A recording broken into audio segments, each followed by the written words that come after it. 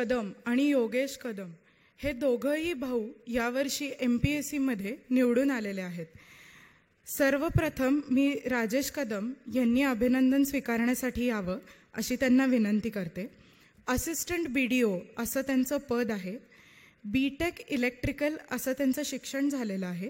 त्यांनी चाणक्य मंडलमध्ये राज्यसेवा मुलाखतीचं मार्गदर्शन घेतलेलं आहे.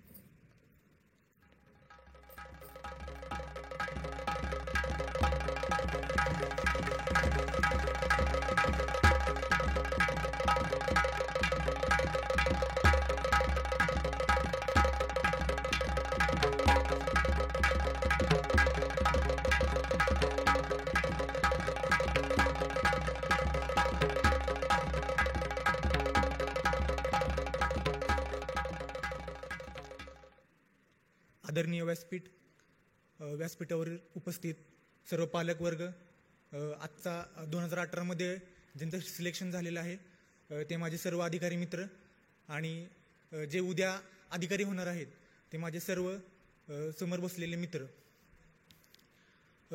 खरं तर एवढ्या मोठ्या व्यासपीठावरती बोलण्याची माझी पहिलीच वेळ आहे, त्यामुळे कृपया जर काही गडबड झाली तर सांभाळून घ्यावं. माझं गाव सातारा जिल्ह्यातील खटाव तालुक्यातील गारवडी हे आहे. या गावातून मी आलेलो आहे. मित्रांनो, जेव्हा आपण प्रशासनामध्ये येतो किंवा आपण असं काहीतरी मोठं यश मिळवतो तेव्हा खूप लोकांचा सहभाग डायरेक्टली इनडायरेक्टली आपल्याबरोबर असतो. तर मला आवर्जून सांगावं असं वाटतं की माझ्या यशामध्ये माझी आई आणि माझे वडील यांचा खूप मोठा वाटा आहे. वडिलांकडून मी एक गोष्ट शिकलो की प्रबळ इच्छाशक्ती. माणसाच्या मनामध्ये जर प्रबळ इच्छाशक्ती असेल तर तो कोणतंही काम कितीही अवघड असू द्या त्या पूर्ण ते यश मिळतंच. आणि दुसरी गोष्ट म्हणजे माझी आई. माझ्या आईचं सर्वात आवडणारी गोष्ट भावणारी गोष्ट म्हणजे अविरत कष्ट करण्याची तयारी.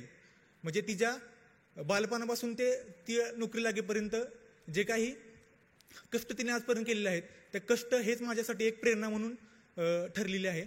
आणि सगळ्यात महत्त्वाचं म्हणजे माझ्या स्पर्धा परीक्षेच्या वाटचालीमध्ये अजून एका व्यक्तीचं नाव घ्यावं असं वाटतं. तो माझा छोटा भाऊ योगेश कदम. परीक्षेच्या प्रत्येक टप्प्यात त्यांनी जे काही मदत केलेली आहे त्या मदतीमुळे मी आज तुमच्या पुढे इथे उभा आहे. तर चाणक्य मंडळविषयी बोलायचं झालं तर मुलाखतीच्या दरम्यान प्रथमतः माझा डायरेक्टली संबंध आला आणि मुलाखतीच्या दरम्यान जेव्हा सरांनी रिप्लाय द्यायला सुरुवात केली तेव्हा राजेश कदम आणि योगेश कदम ह्या दोघांनाही सरांनी सगळ्यात जास्त मार्क दिले होते त्या दिवशी. आणि त्या दिवशी जो कॉन्फिडन्स आला सर तो मला शेवटपर्यंत पुरला. आणि सर त्या दिवशी म्हटलं की तुम्ही दोघांचं पण सिलेक्शन होणार आहे. आणि आज तो दिवस आला की सर दोघांचंही सिलेक्शन अगदी त्याच पदावरती झालेलं आहे. तर तो जो कॉन्फिडन्स सरांनी दिलेला होता की तुमचं दोघांचंही सिलेक्शन होणार आहे, हीच गोष्ट मला वाटतं म्हणजे त्या 10 दिवसांसाठी खूप मला मोटिवेशनल ठरली. आणि त्यामुळे मी खूप कॉन्फिडेंटली इंटरव्ह्यूला गेलो आणि फायनली सिलेक्शन झालं.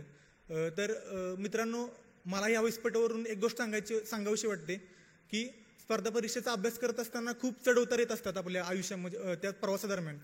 तर त्यासाठी मला प्रशासनात काय यायचं आहे या गोष्टीचं क्रिस्टल क्लिअर उत्तर तुमच्याकडे असलं पाहिजे. म्हणजे प्रतिष्ठा मिळेल, मान मिळेल, सन्मान मिळेल, ह्या गोष्टी तर तुम्हाला मिळणारच आहेत. परंतु त्याचबरोबर समाजासाठी काहीतरी करण्याचं एक व्यासपीठ तुम्हाला या स्पर्धा परीक्षेच्या माध्यमातून मिळणार आहे. तर ते जर उत्तर तुमचं क्लिअर असेल तर कितीही अडथळे आले किंवा कितीही चढउतार आले तर तुम्ही तारून जाऊन शेवटी तुम्ही यश निश्चितच संपादन करू शकता अशी माझी खात्री आहे. तर सर, मी तुम्हाला या व्यासपीठावरून असं वचन देतो की प्रशासनामध्ये कार्य करत असताना स्वच्छ, प्रामाणिकपणा आणि कर्तव्यनिष्ठा या मूल्यांचा मी निश्चितच अवलंब करीन आणि एक कर्तव्यनिष्ठ अधिकारी म्हणून तुम्ही माझा निश्चितच पुढे भविष्यात सत्कार कराल अशी मी तुम्हाला ग्वाही देतो आणि माझे 2 शब्द संपवतो. जय हिंद.